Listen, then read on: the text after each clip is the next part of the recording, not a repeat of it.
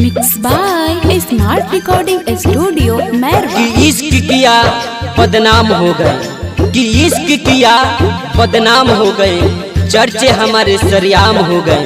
कि इश्क किया बदनाम हो गए, चर्चे हमारे सरियाम हो गए।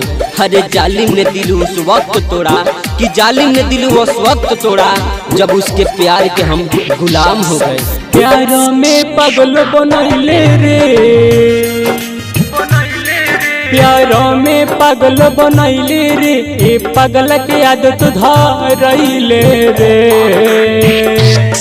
हमरा लाश पे मचिस बराई रे,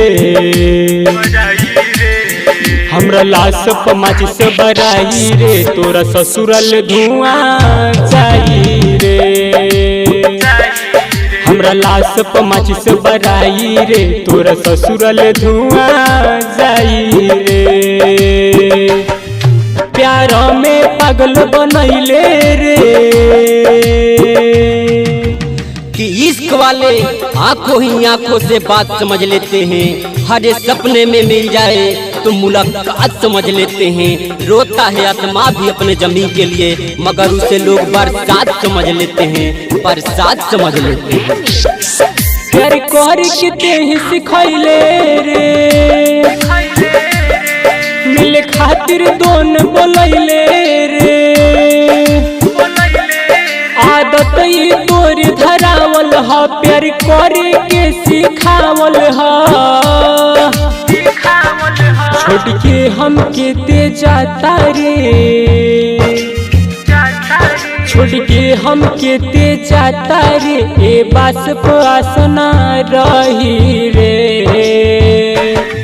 हमरा लाश पे माचिस बराई रे, हमरा लाश पे माचिस बराई रे, तोरा ससुरल धुआं जाई रे। हमरा लाश पे माचिस बराई रे, तोरा ससुरल धुआं जाई रे।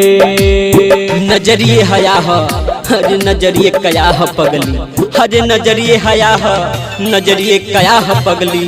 नजरिए नजर के नजर से मिलावेला, नजरिए नजर के हरे नजर से मिलावेला।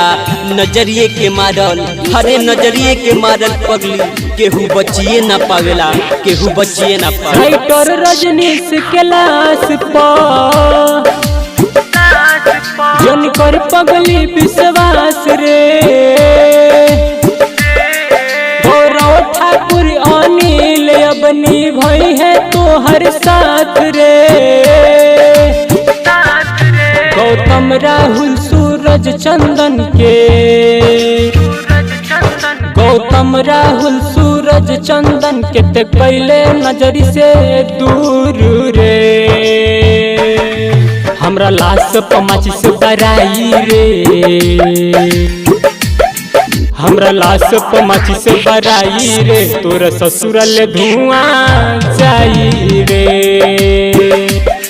हमरा लाश पे माचिस बराई रे, तोरा ससुरल धुआं जाई रे। प्यार में पागल बनैले रे।